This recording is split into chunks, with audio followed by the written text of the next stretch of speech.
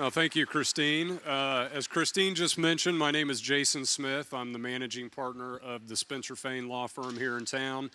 We're a full-service business firm. We have 18 attorneys here in Springfield and roughly 550 lawyers throughout the country in our various offices. For the past several years, we've had the pleasure at Spencer Fane of hosting and sponsoring the SBJ CEO Roundtable series.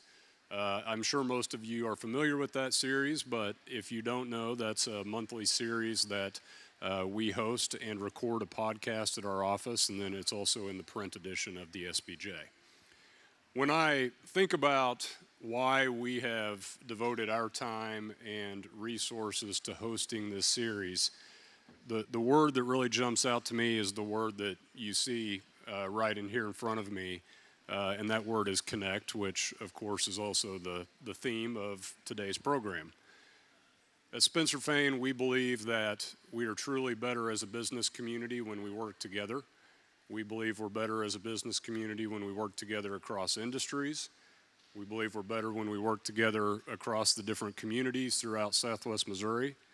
And we believe that we're better when we work together even as leaders within the same industry, giving us the opportunity to bounce ideas off of each other, share insights, share successes and failures, and ultimately promoting a better business environment for our community and for our region.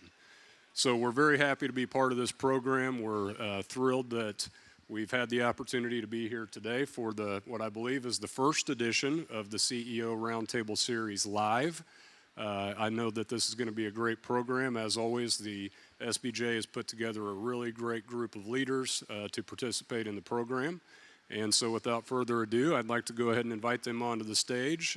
Christine Temple, Executive Editor of the SBJ, along with our 4 experts on regionalism. Thank you. Experts. Oh Thank you, Jason. No pressure there with this is the first ever CEO Roundtable Live. I think we're going to do a good job, though, so this is going to be great.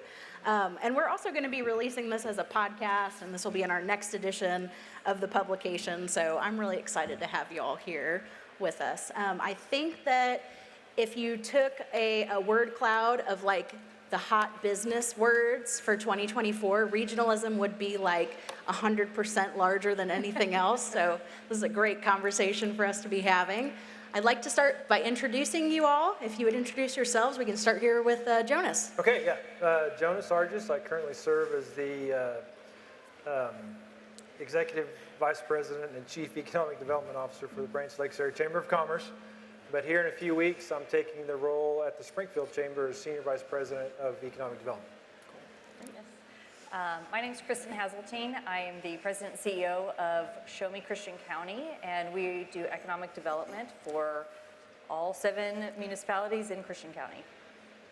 Hi, my name is Erin Danastasio. I'm the Executive Director of the Hatch Foundation and have been asked here today because I'm one of the co-founders of LAURA as well.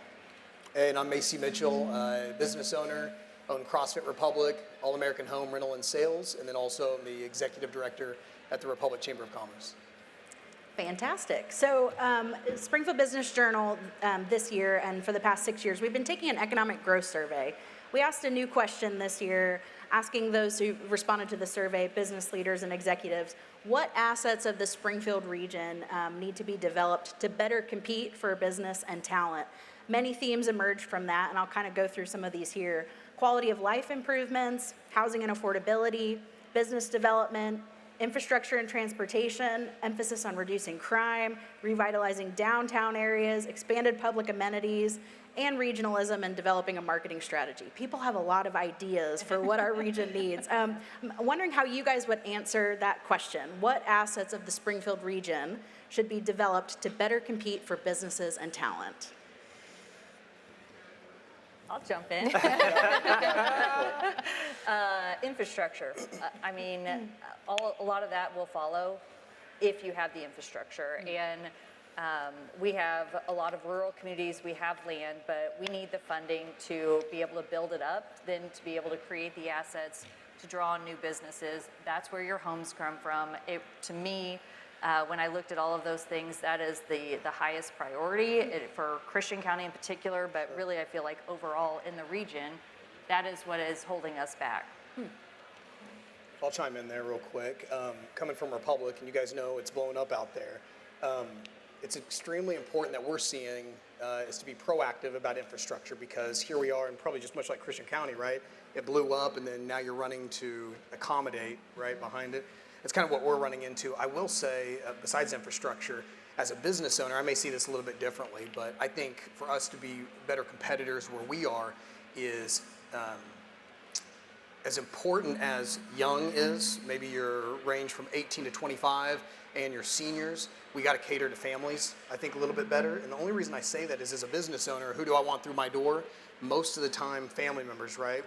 With that 2 to 5 range, that 2 to 5 people range. Why? Because you have buyers there, then you have generational buyers, and then you have commitment, and then you have growth, and then you keep them here. So I feel like we've got to cater to Parks and Recreation Department. I think we can probably get into that later, but our parks department's offering different activities, as far as not just from sports activities, but from pools and parks, and exploring that, because I know out in Republic, 70%, almost 70% of the people that come, almost 70% of the income that comes into the aquatic center or the parks area is actually out of towners, which is crazy, but it's because the Parks and Recreation does such a great job. And so it's kind of been a testament to, hey, if we want to make this more of a competitive area, we've got to cater to those families. And then we could also probably all talk about childcare. We could probably talk about, our youth in the collegiate ways and all of that, but that's just kind of my short take on it. Yeah, I would agree. I think we did a SWOT analysis actually and asked a lot of individuals just to provide their input. What are the things that you think that we need to be focusing on? And childcare is definitely one that rose to the top. Attainable housing was another. But I would also argue that to keep people here, right? I mean, we're trying to attract them to come, but to retain them is such a crucial piece. And so for me, really quality of life, quality of place is what the Hatch Foundation specifically focuses on. That's a lot of what our conversations with LOR have been around as well. How do we highlight the things that we have here that, as you're saying, parks, outdoors, recreation, but then also like our arts community is thriving, and it's so incredible. We have so many attractions. There are so many great things that we can really build upon and focus to be able to keep individuals here and the right people here. Yeah. Well, and I'll take the simple way out, all the above, right? If you go down that list, to be competitive as a region, we have to be good or score well in all those categories, right? So regardless if it's business and industry attraction or business retention and expansion, those, like Erin said, the quality of life issues are very important. If I were to pick out one thing out of that, I would lean more towards the housing, right? Attainable housing. Just for the simple fact, when you look at talent retention and recruitment, we could have the best program or the best thing that ever comes out that we can figure out, right? And if they don't have anywhere to sleep, it doesn't matter, right? If they don't have homes that they can afford to live in close enough proximity to where they want to work, it doesn't matter. So as we talk about this concept of regionalism, I think definitions are really important because we may all define the region differently. So what is the region when we're talking about Springfield area, and that might even be controversial to call it Springfield area, but by geographically and by assets, how do you define this Ozarks area? Anyone can answer that, and then you could do a little bit. I think it can be different for different people. I think Southwest Missouri is the region, right? We encompass all the way over to Joplin, right? All the way over to West Plains. For the Springfield Regional Economic Partnership, it's specifically that 10-county region, which mirrors, SIMCOG, Southwest Missouri Council of Governments. So you're defined by that geography. And then you look at how commerce works within that region and where folks are coming and doing business, so that can even expand it out. And another thing, to add another layer to it, is what does the labor shed look like, right? So you talk about Republic and you look at Amazon, I would love to see a heat map of where those employees are coming from to go to work at that facility, since it's new and a little bit different. So just that idea, because, going back, we did a labor shed analysis early on with the Taney County Partnership, and it really opened our investors' eyes to see that, we drew employees from 19 counties in Taney County for the Branson market, right? And so that really opened some eyes, and it's like, okay, well, maybe we can't be so tunnel vision on our own stuff, knowing that it's much bigger. Yeah, when I think about regionalism, I agree. For me, it's that 10-county region. But there are a lot of conversations, around that. And I think also the geographic makeup, when you look at, the waterways and our trail systems, we're all just so interconnected. But when I think of it, it's those 10 counties. But I know a lot of organizations will look at, kind of that 5-county, the metro area, if you will. I'll chime in here just because it's probably a little bit different perspective coming from a business owner. And I mean, maybe all of you guys had your hand in business ownership, but the thing I think of is I don't really think of, it's weird because I don't really think of location. I grew up in a family that achieved the American dream, not to be cliche, but on the brink of poverty. And my dad was a tire builder, got laid off, etc. We went on, all of a sudden you start seeing success. And I mean, I can get into that story whenever, but you start seeing that success, and then you start, as I got older, I always told my dad, I said, hey man, you're quiet, you could dig ditches for a living and be happy and you wouldn't tell anybody about it, but I want to be your megaphone. I want to be that's why I took the director job at the chamber, and I want to be your megaphone for small business owners and families that are scrimping by, the people who are looking at profit and losses at 2 a.m. with a kid on their leg they're trying to put back to sleep, and they're wondering how they're going to make it. I kind of think about, like, as opposed to, when I hear regionalism, I hear, we just want everyone to win. We want prosperity for everybody. Like, just because we're in a republic and we're growing, and that takes a lot of time, don't get me wrong, but it's important for me to go see the new businesses in Nixa and in Ozark and in Springfield around. And you know what? While I'm there, they're going to get a pat on the back because I can see it in their eyes. They're tired behind the scenes, and they've got kids, and they're trying to make things work. And this goes for no matter where you are. So when I hear regionalism, I think it's just about encouraging just the human spirit, and I think it's exciting. And I really don't care where we're located. I think it's important that we all win where we are, but at the same time, like, we realize that prosperity is when we all kind of bring it together and we take care of each other at the same time. So there's just such a unifying feeling I feel like when you think that way, you just want everyone to win. No one else's success takes away from you, praise them for it, Well, to that question, though, so the Springfield metro area, if we're going to define winners, I guess, it was the fastest growing metro in the state of Missouri earlier this year based on census data. City of Nixa really led that. Springfield was flat in population, but along with that population growth has come business growth and expansions.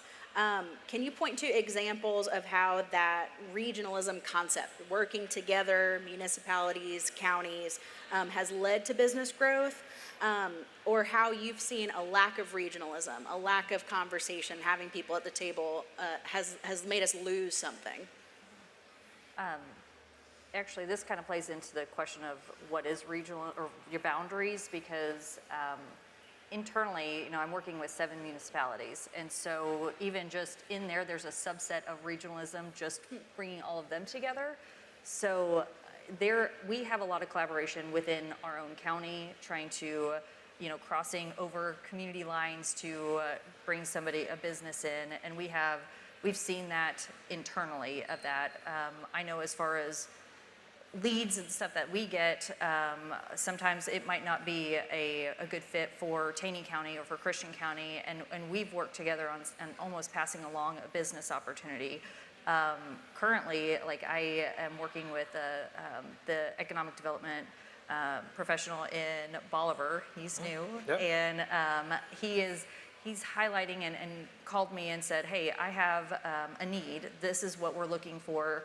Do you have a contact? And he sent me some properties, and so I forward that on to our contacts. And so sometimes there are opportunities there where we are collaborating that is behind the scenes that we don't really publicize, but on the other hand, like, there are things that we are doing that I think are hurting us.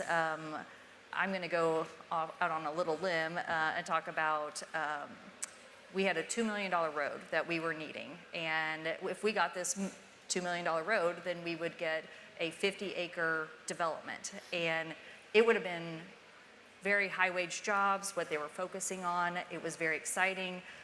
We went to the state legislator, we asked for money, and we don't have the funding to have lobbyists and to take that up and really work and advocate for that. So to me, that would have been a big regional win if we could have got the funding.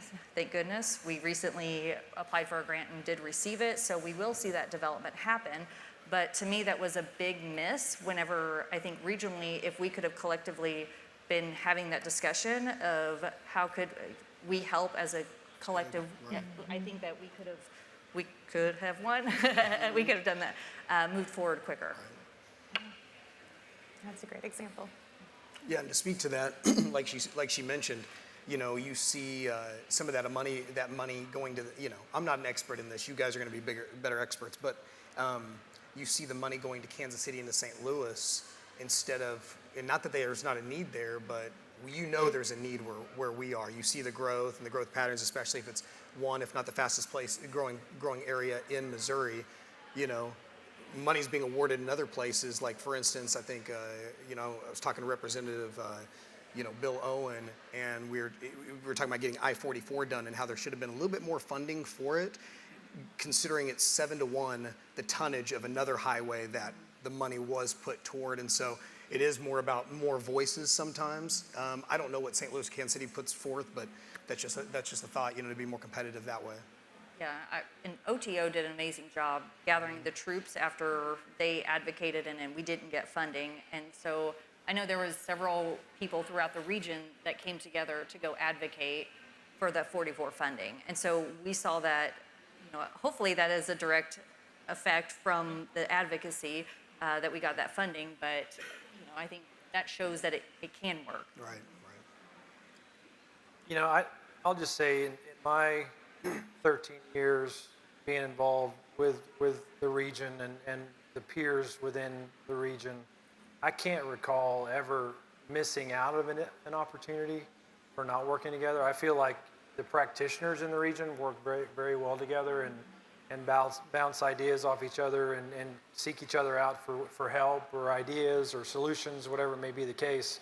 But I think the one thing that I've noticed through the years is how, the expansion and growth of Springfield, and I look on the MSA itself, I think the MSA is probably almost double where it was when I graduated from SMS in 90-91.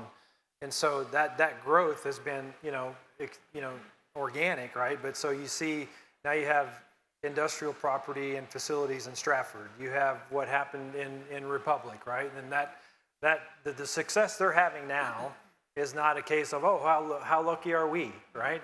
That started 20 years ago, back to the point of infrastructure, of being farsighted enough to understand that if we start investing in this land, we will have sites, and at some point in time, we'll get opportunities like Amazon and the new Walmart distribution center for their pharmaceutical, arm. So I think that we've done a good job, and I feel personally of seizing those opportunities when they've been presented. I will throw. It's working or not? There we go. I will throw into there that it's important for each of our areas to do our best, like we said, working with counties or municipalities or whatnot. As far as what we have going, I know out in Republic, I saw, like you look at Commercial Street, right, where they established the CID, where Big Mama's was, and then you see how beautiful that is. People want to hang out there because it's safe and it's got good representation. The business owners and the government are in agreement of how they do that, and there's a lot of success there. People want to go there and patronize it, even though it's a little bit higher tax rate. But then you look at Republic, and we've got this EEZ property as well, where a lot of these industries are coming because of the tax abatement program. And so a lot of these, we're awarding that, and they're coming and bringing manufacturing jobs. And it's just important to really be thinking about, hey, how do I cut the red tape? How do I get business into our area? And so we've had some wins that way for sure. So I want to talk about where this concept of regionalism, oh, good. We have Macy's getting his mic. Okay, good. All right, great. Thank you. So regionalism, it might be kind of our buzzword for 24, but this is not a new conversation. It started really a couple years ago with the chamber, the Springfield Chamber's community leadership visit to Northwest Arkansas. That community has really developed in its Northwest Arkansas Council what we're developing here now in LORE, which is the Leaders for Ozarks Region Evolvement. The Northwest Arkansas Council adopted a tagline, "Life works here," touting the beauty of the region, its Fortune 500 companies who call the region home, museums, beer and food scenes, and live music. Kind of sounds like here. But can Springfield and this region organize itself and get to that level of Northwest Arkansas in terms of investment and growth?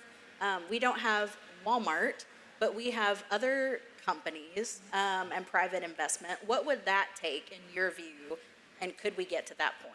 Erin? I'm good. I have a word. It's called collaboration. Yes. Okay. We do not have the Walton family, as unfortunate as that may be for us. But we do have so many businesses, so many philanthropic leaders here in the area, so many just passionate community members. I feel like I think that as a region, we're very humble. We're very true to who we are. But I think that if we get the right people to the table and start having those conversations, let's start dreaming big. What are those, the great wins that we want to have, but then what are the problems that we need to be solving and having those conversations? To your question, are we going to be as big as Northwest Arkansas? I would ask, do you want to be Northwest Arkansas? Personally, I don't. I love where I am here in the Ozarks, and I think that if anybody here wanted to be in Northwest Arkansas, they easily could be. But can we rival them? 100%. Like, I have absolutely no doubt in my mind between the individuals that we have, again, here in the community who are very passionate about our region and wanting to see us really excel, we're going to do it. Have you seen with LORE that investment from private business? You're a private foundation that has put money behind this cause. Have you seen other companies step up? Yeah. So with LORE, and unfortunately I can't name names at the moment. I was really hoping you were going to name all the names, detail all the investment here. Confidentiality. No, but I can say our last meeting we had 14 different businesses, and at the time when we were ready to finally launch, we said we had to have a minimum of 8. And so that's a $25,000 minimum commitment of 3 years. So to have 14 individuals at the table, or businesses, again, represented at the table, we're there. We're moving forward. It is happening. We're not announcing who yet, simply because we want to be sure that we're having conversations with all of the individuals that would want to be a part of that grand reveal to begin with. But we're there. Other thoughts on this? I think we can take lessons learned and do the things that's right for the Ozarks and for our region and our communities. It's very difficult to what I call rip off and duplicate another community's success path, right? And I may not have the story exactly correct, but basically, the Hunt, Tyson, and Walton family back in the day, they came to the realization as companies, and for our future success, we have to have investment in infrastructure, and within that, the improvement of the airport and that infrastructure, so we as companies can grow. It's our survivability and success that depends on this happening, right? Yeah. And they led the way and said, okay, we're going to do this or we're leaving, right? We cannot grow here, right? So that's kind of how that played out. And it's been a few years, but I've been on several community leadership visits with the Springfield Chamber.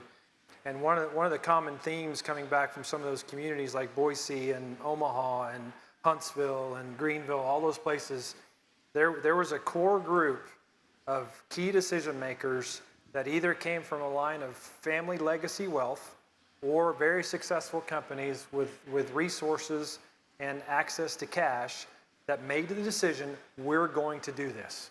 You can join us or get out of our way, but we're going to do this.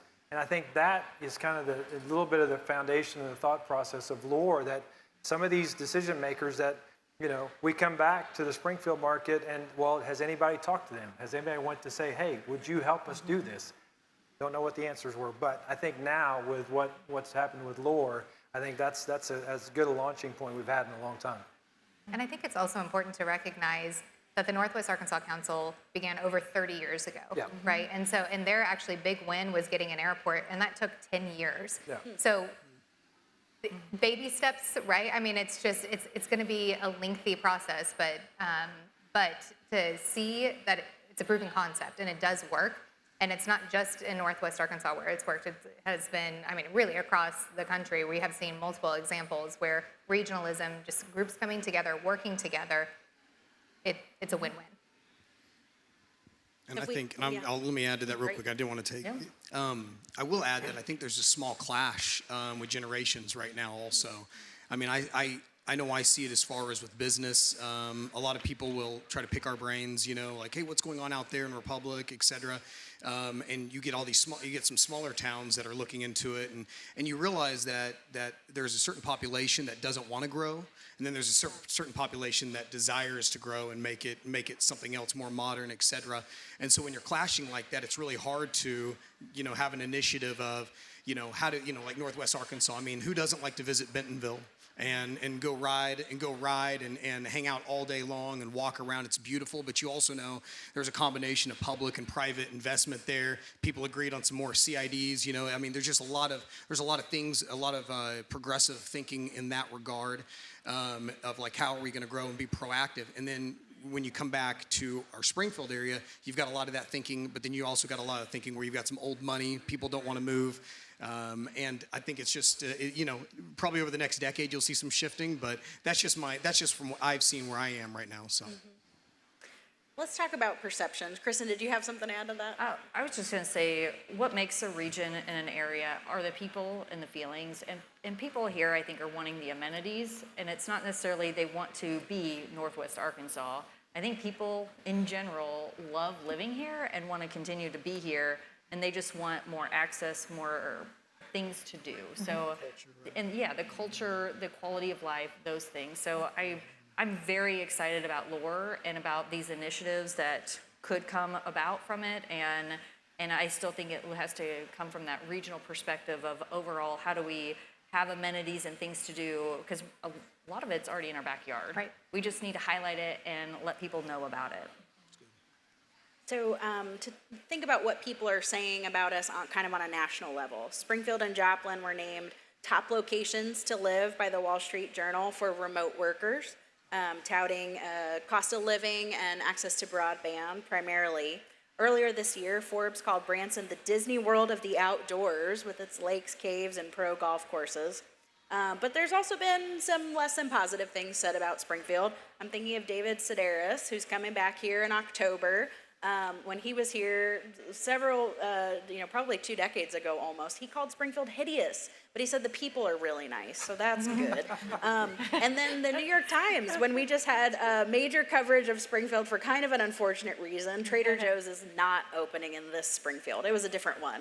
But they said, other major companies have also been slow to open a branch there, in part because of the geographical isolation created by the Ozarks Atlanta. Mountains. Wow, I was kind of these looking mountains. around, like, where are they? But anyway, it's so hard to get here. So glad you all made it today.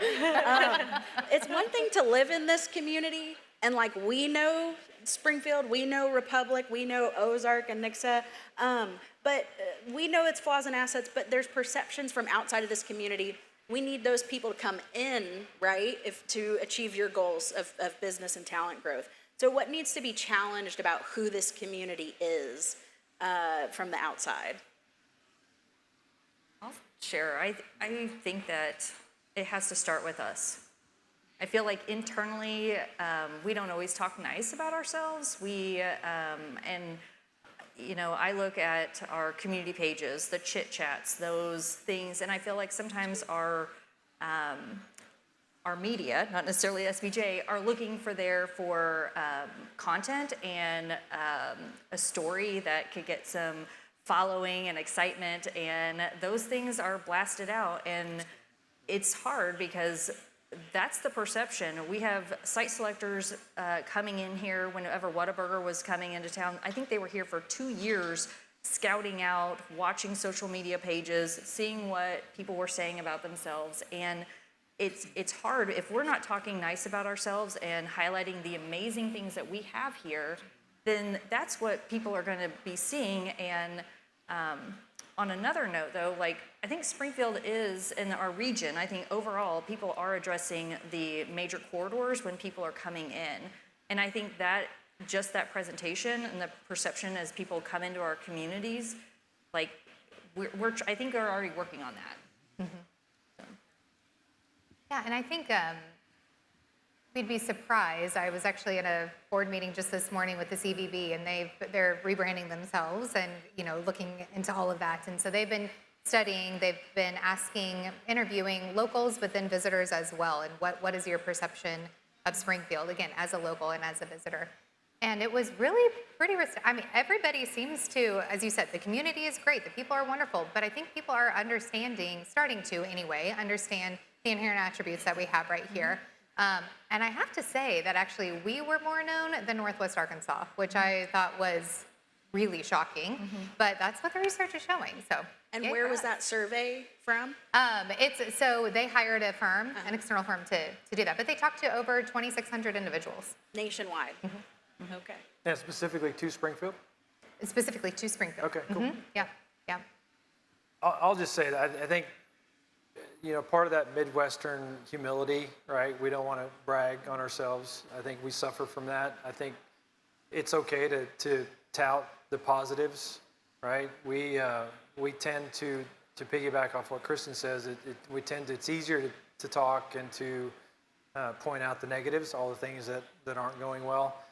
We just need to get in the habit of telling our story and telling about all the positive things that are going on, because I think we miss a lot of those opportunities, and that's just simple PR and communications. You know, I forget who it was, but somebody said once, you know, you gotta get your folks to tune to the frequency and not the noise, right? And you get into open commentary in political environments or public meetings, and you've got your core group of naysayers that are going to be there that represent, you know, 1.5% of the populace, but they're there every time, just hammering away. But where's the group that is actually positive and doing things in a way to make the communities better, right? So I believe firmly that we have way more good stuff going on than bad, but unfortunately, the bad gets talked about and gets shared and put out there more so than the good. So it's almost like the good is the norm anymore, right? And so maybe you don't talk about it because you're just used to it. Yeah. And I'll add to that also, as far as what was the question, perceptions that need to be challenged outside the community. I think one thing that we need to get across or market to is just any objection that we see. You know, if there's objections that we're talking about, I mean, it'd be important. If we're talking about regionalism, if we all come together and we market to those objections, you know, whether it's through social media or social media pages or however we see fit, all of us coming together, because it just isn't so, right? We see it, we read about it, you know, on these social media pages, but from leadership standpoint, we all see the positive that we're doing, and I know a lot of other people do. And whenever we're talking about, like, whenever I'm talking to businesses, I remember when Whataburger came into Republic, you know, what did they want to do? We got on a charter bus and I took them for a tour around Republic. Or when Amazon came, I gave the staff a presentation of what we offered in the Ozarks and in Republic and whatnot. And what I think that everyone sees once they get here is the loyalty and the warmth and the outdoors and kind of that excitement that we all have about where we live. And it's just important that more people see that. We just got to get it across. Because like the Amazons of the world or the Whataburgers of the world, they've done a really good job of making a big business seem small, because that's what they realize that we need. The flash is great, but that's what everyone complains about at the same time, like the toxic behavior out there that you see. Oh, you know, I didn't get this, or I need this, and they complain like these people aren't humans. And then serving next to me at Convoy of Hope is an Amazon community worker that's like, hey, this is awesome that we get to do this together. You know, we never thought it would be like this in the Springfield area Republic. You know, we hear different things, and so sometimes it's just a reality check that we need to bring to the general public, because it's not going to come the opposite way. So when you think about growth, people are kind of that big X factor. Missouri Economic Research and Information Center, you might know better as MERIC, projects a roughly 7% increase in employment over the next decade. That's not quite as fast as Northwest Arkansas, not to always compare us to Northwest Arkansas, but they are adding 36 people a day to their community. Are we growing fast enough as a region when it comes to workforce to compete? And I'm thinking, for you guys in particular, when you're talking to folks who are interested in coming to this area, I'm sure that that's a big question mark for them. Mm-hmm. Go ahead. Yeah, well, access to labor, that's, if not the number one thing, in a lot of cases, it is in most. And so that, it's business is driven off talent. And I'll go back to that, the housing issue. Communities that it's because we have a national housing crisis, and there are multiple factors of how we got here and why we're here and what's going on. But the communities that are going to think outside the box and figure out solutions that work for their communities to address this issue of obtainable or attainable housing, workforce housing, affordable housing, whatever you want to call it. I think it's at all demographic levels, at all price points. We need more of it, right? Mm-hmm. And so the communities that figure that out will be able to attract that talent the businesses need. Because in going around, I found very few companies that are totally, we're good with our labor force.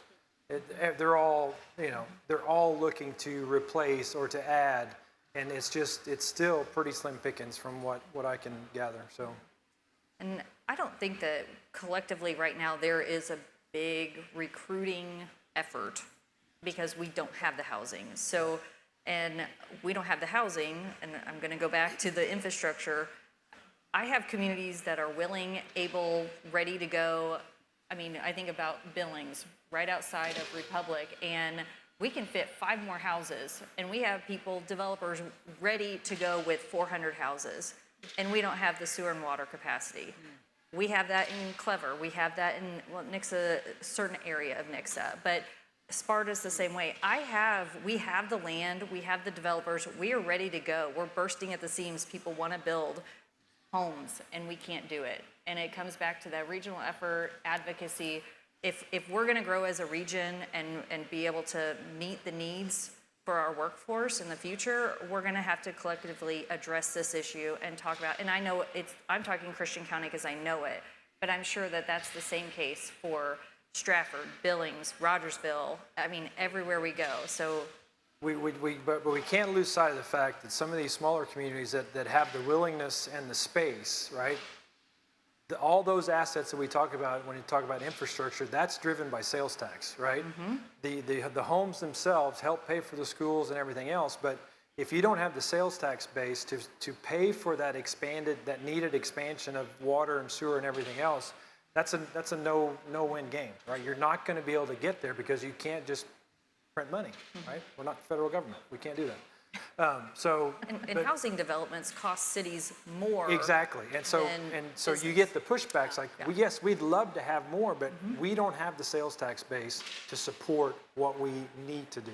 Mm-hmm. Is there grant funding or initiatives happening at the state or the federal level to invest in communities like this that are ready to go? I mean, all of our communities are always applying for grants and trying to get the federal dollars. A lot of it's tied to low to moderate income areas, and that is a barrier to Christian County. We don't qualify for a lot of those federal dollars. So there's usually some that have where that might not be a requirement, and we've been able to capture some of those. But overall, like these are issues we're not able to even address just ourselves. Yeah, and I'm not trying to scoff at low-income housing tax credit projects, because those are good, and that is one funding mechanism process that does work.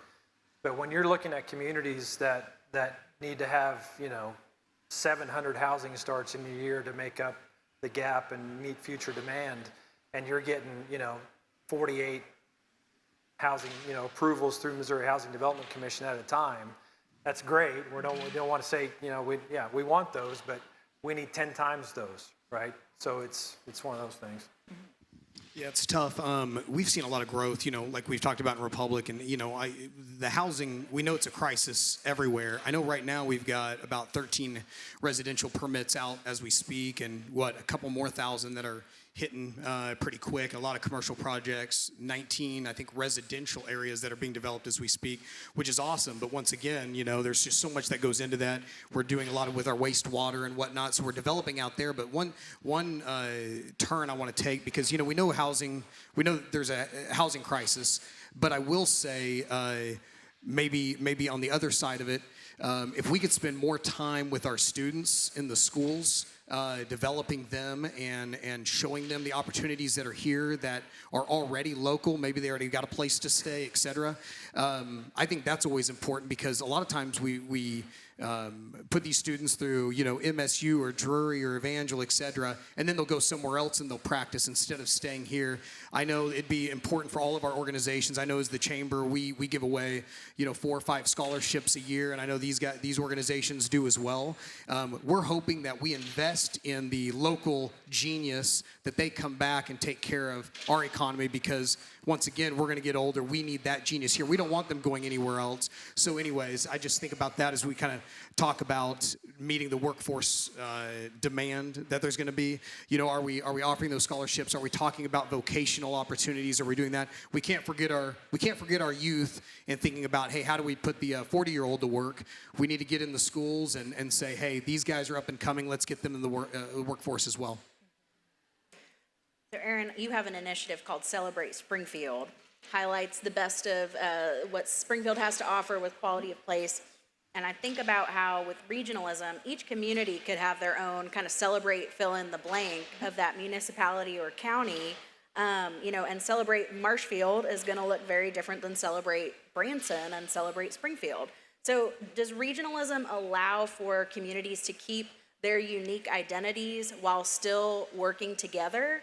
And how do you reconcile some of those, challenges that, Jonas, you were talking about? Each city and county still has its own tax-funded responsibilities that they have to manage. And, Amazon opening in Republic, that does have trickle effects, but, that's still a win for Republic. And it's not necessarily as big of a win for Ozark, let's say. But it is. But it is. But it's a win. Yeah. Wins are wins.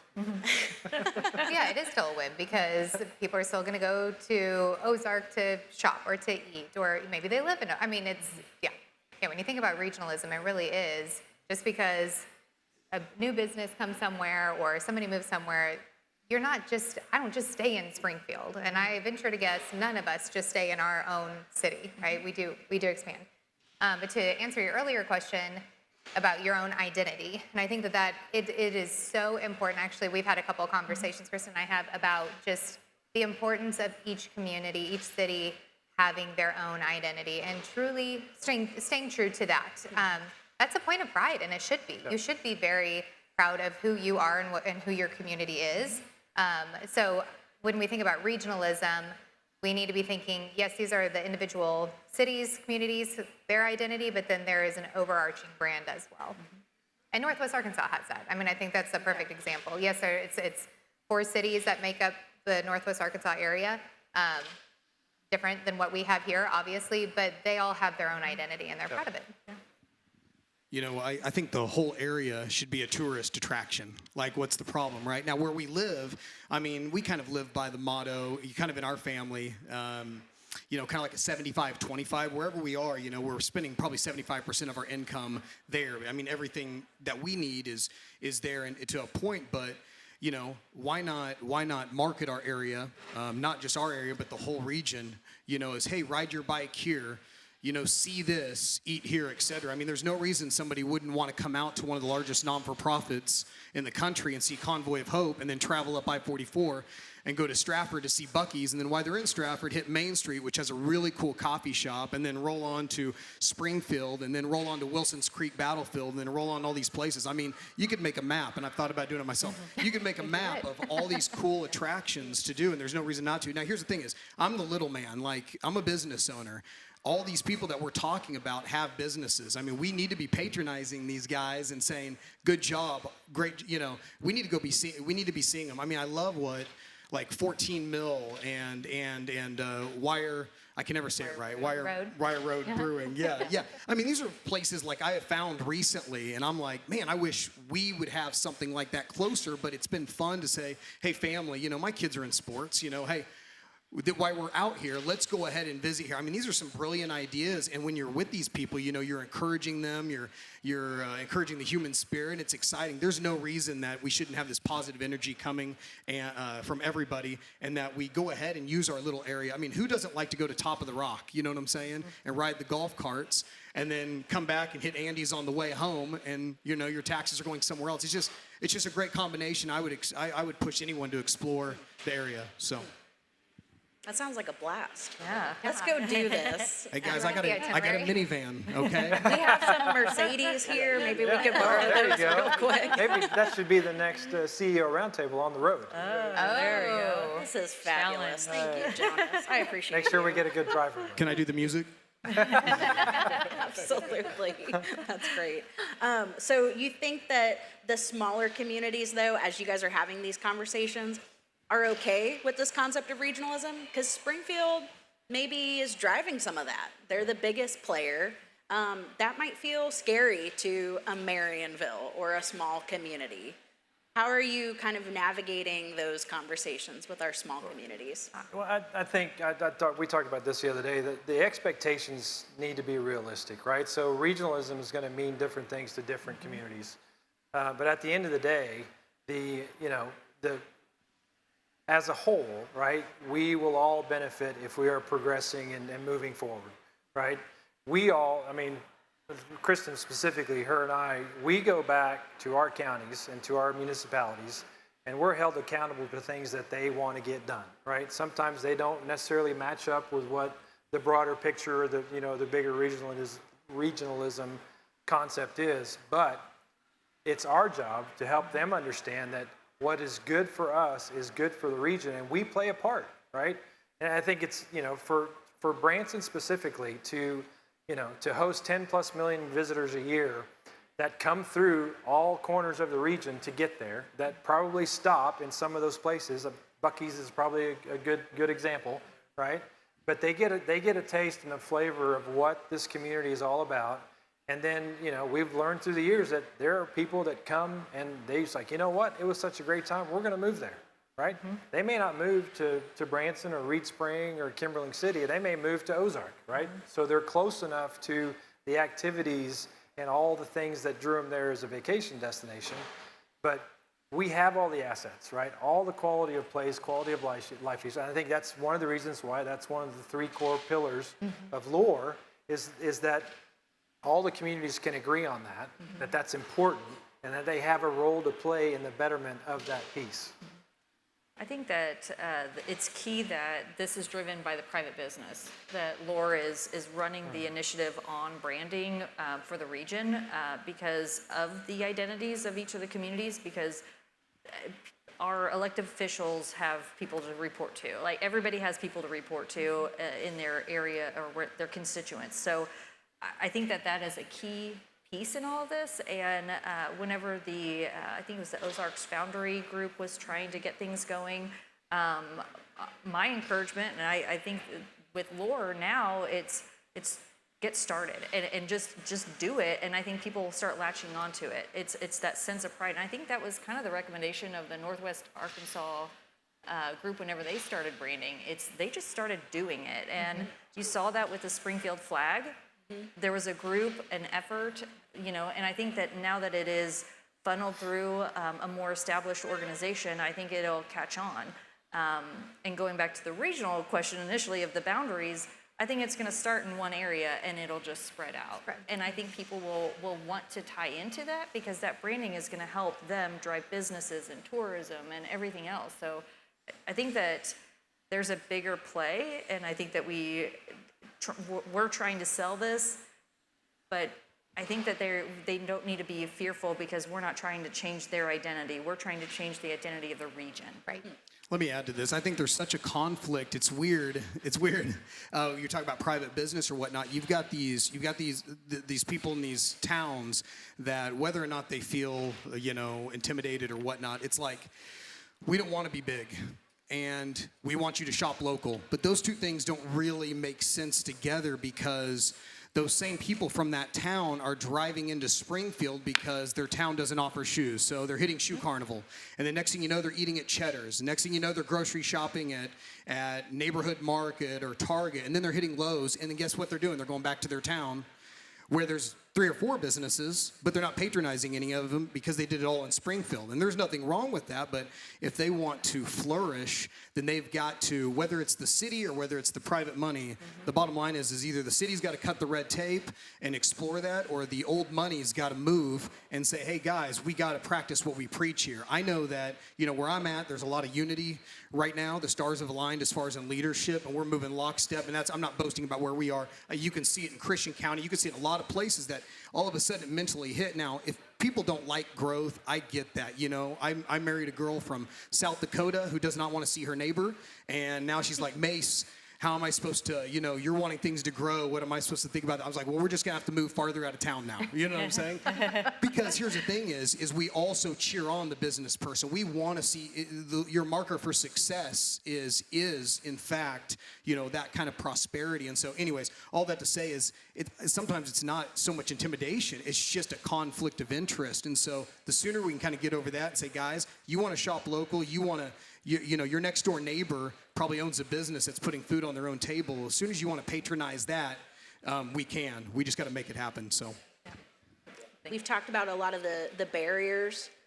So infrastructure, housing, getting kind of everybody at the table, perceptions. So now let's just end with some dreaming, right? So if those problems are solved, or you are going a little bit further towards solving them, what could happen in our region if we work together? What are some things that make you really excited about investing and having these conversations? Well, I wouldn't be making the move that I'm about to make if I didn't have confidence that there's a lot of opportunities for not only Springfield, but the entire region.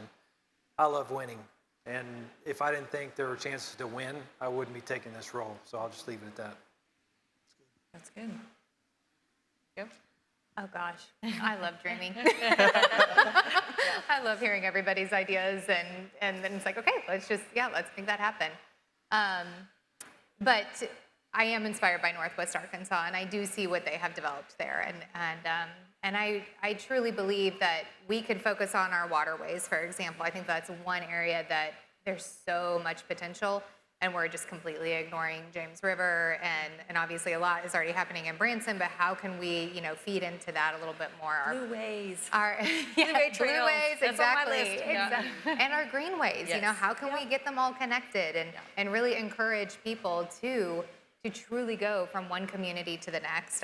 I believe that our region is going to be strong when we really focus on the individual communities. A strong community makes a strong city, makes a strong county, makes a strong region. It just grows and grows. We're all part of this much bigger picture. But also Lake Springfield gets me really excited. Are you guys planning on investing in that? I think they needed about $1 billion. If I had $1 billion, that's not right. The Hatch Foundation. The Hatch Foundation doesn't have $1 billion. No, unfortunately, we don't. Maybe someday. We'll take up a collection today. Yeah. Perfect. I'll just add this too, and I don't want to be the last one that goes on this, but this is just from a perspective, right?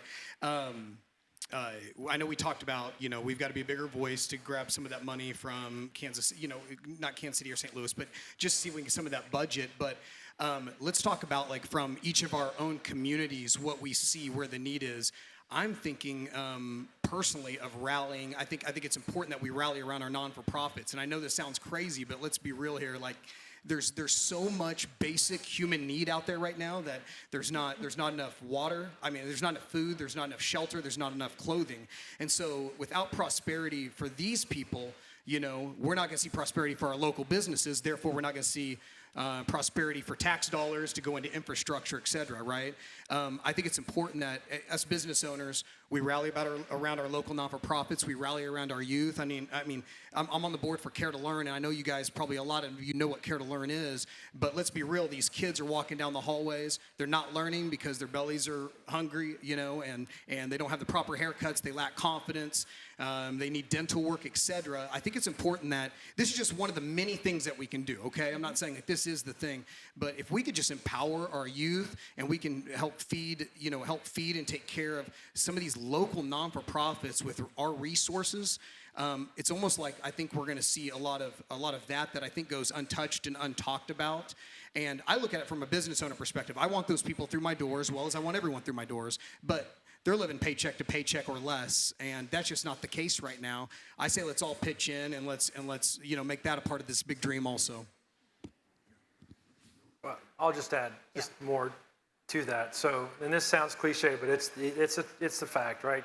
Economic development is a team sport, right? So we've got to get back to or get to a point where the public sector and the private sector and all the organizations that are advocates and cheerleaders for that all to work to get back to having the political will and the stick-to-itiveness to get things done, right? And again, to do it because we know it's the right thing to do, and one of the tenets of economic development is to increase the prosperity of the communities you serve, right? And again, as I said before, we can't get pulled into the negativity and all the reasons why we can or shouldn't or it doesn't make. Let's get back on the same page. Start knocking off the things that need to get done that we know that we can get done. And once you see that happening, then some of the naysayers will go away. Not all of them, they won't ever all go away, but some of those naysayers may become advocates and proponents of what you're doing because you're showing them that we've checked another task, another project, another 300 acres of industrial space that now is actually sites, not just land, because the infrastructure is there. And when I say political will, it's that access to funding that the governmental side of this equation has to perform for us to be able to do and compete at a level that we should be able to compete at. And you said you like winning. I love and you're winning. coming to Springfield in winning. October. Okay, Yeah. so what would be like that dream win for you in wow. terms of a project? There's Or a business there is scenario. a new strategic plan that's going to be coming out here in a few weeks. So I'm not going to get ahead of that. But once I get into that and see what the opportunities are and get a better feel, I'll get there, and I'll share that at a future date. I'm not employed there yet, so I'm not going to get on the tips of my skis and promise something that I can't deliver on. But I think, like I said before, I think there are a lot of opportunities not only for Springfield and this region, and we're going to start making some things happen. We'll call you. As a collective team. Okay. It won't be about me. It's about everybody involved and pulling on the rope and making sure that we win. I'm going to piggyback on that a little bit. I was able to go to the North Carolina CLV trip, and one of the main takeaways for me was bold leadership. There was a panel that really stood out because there was a former mayor that said that after a development came about and it was denied and everything else, all of council decided this development was the most important thing for our community to do, and they pushed it forward. All of them lost their seats. And I think that it is bold leadership, putting egos aside and looking at this as a collective group for a region and letting everybody figure out how they fit into the picture, and let's advocate for the whole region. And I'm excited about the trajectory, where we're on, where we're going, and the momentum that there is between Lore. I think Jonas coming on is a big win for the region already. So kudos, we're really excited for Jonas to be on board too. So. Thank you all so much for sharing your insights. I really appreciate it. Thank you. Let's give our panelists a round of applause. And this was a treat for me too, because I'm usually recording in a room, and you guys have participated in this before, and there's no audience, so this is really fun. But we record this conversation every month. It's for our CEO Roundtable series. You can find it wherever you listen to podcasts, CEO Roundtable by SBJ Podcasts, and made possible by Spencer Fain. So thank you so much, Jason, for being here. And we'll be back on this stage at 2:30 with our 12 People You Need to Know alumni update. Thanks, guys. Thank you. Thank you. Thank you all. That was fantastic. One of the security things